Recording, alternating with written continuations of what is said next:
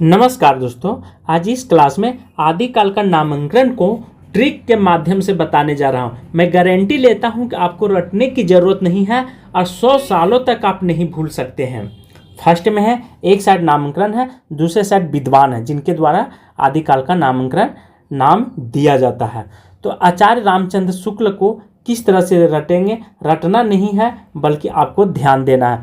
जैसे राम जी क्या थे, रामचंद्र शुक्ल वीर थे, इसीलिए तो उनकी पूरे विश्व में वीरता का गाथा मतलब गाया जाता है। ठीक है, गाथा मतलब गाया जाता है। तो रामचंद्र जी वीर गाथा का नाम देते हैं।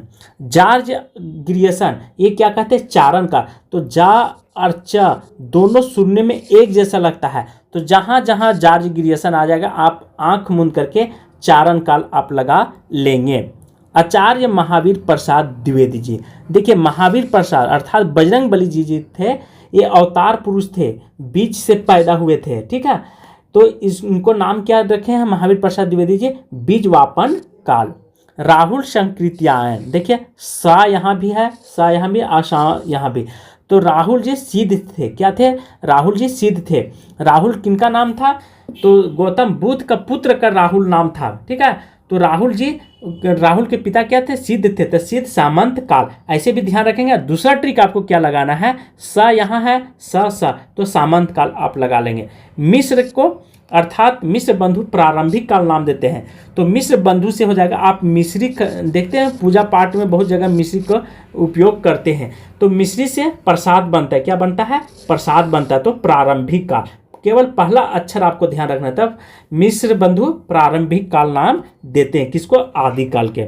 उसी प्रकार आचार्य विश्वनाथ प्रसाद, यहाँ वीर वाला बहुत लोग भूल जाते हैं। ठीक है, तो आचार्य विश्वनाथ प्रसाद वीर काल नाम देते हैं। तो विश्व में डंका तभी आपकी बजेगी जब आप वीरता से लड़ेंगे, वीर समय रहेगा आपका। ठीक है, आप हमेशा हर जगह, तो विश्व में डंका बजाना है तो वीरता से लड़ना होगा, तो वीर काल।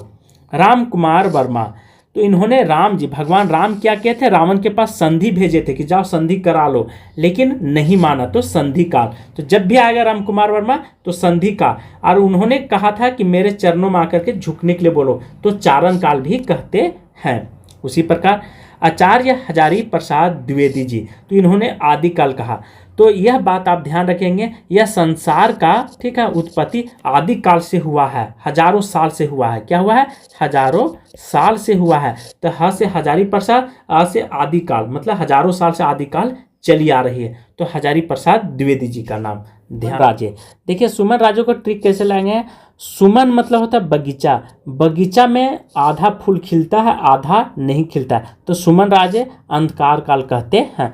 चंद्रधर शर्मा गुलेरी, देखिए चंद्रधर, चंद्रमा कैसा होता है, अपने आप को क्या होता है, अभ्रंश होता है, अपने आप थोड़ा उजला होता है और थोड़ा काला होता है, घटते बढ़ते रहता है। तो चंद्रधर शर्मा गुलेरी जी हैं, अभ्रंश कहते हैं और पुरानी हिंदी भी कहते हैं। चंद्रमा पूरा भी नहीं होता है और अभ्रंश भी रहता है, उसमें थोड़ा सा कुछ कुछ दागी रहता है। तो चंद्रधर शर्मा पुरानी हिंदी कहते हैं और अभ्रंश काल कहते हैं, अर्थात अभ्रंश मतलब होता है भ्रष्ट भाषा, ठीक है, बिगड़ा हुआ भाषा।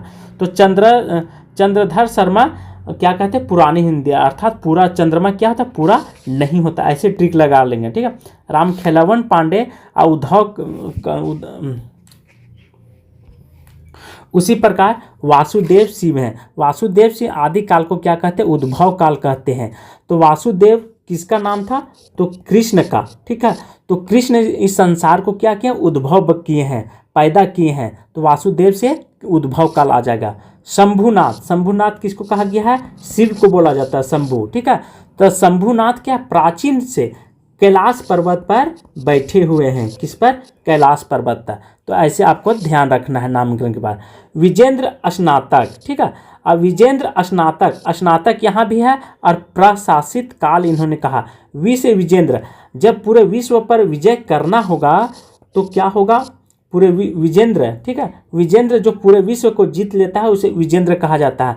तो वी से विजेंद्र, वी से वीर, ध्यान रख, इसमें ज़्यादा को खास नहीं। वी से विजेंद्र नाथ स्नातक, वी से वीर प्रशासित काल। ठीक है, इतने ही ट्रिक लगाना है। तो आज की क्लास में यहीं पे समाप्त करता हूँ। थैंक यू, धन्यवाद।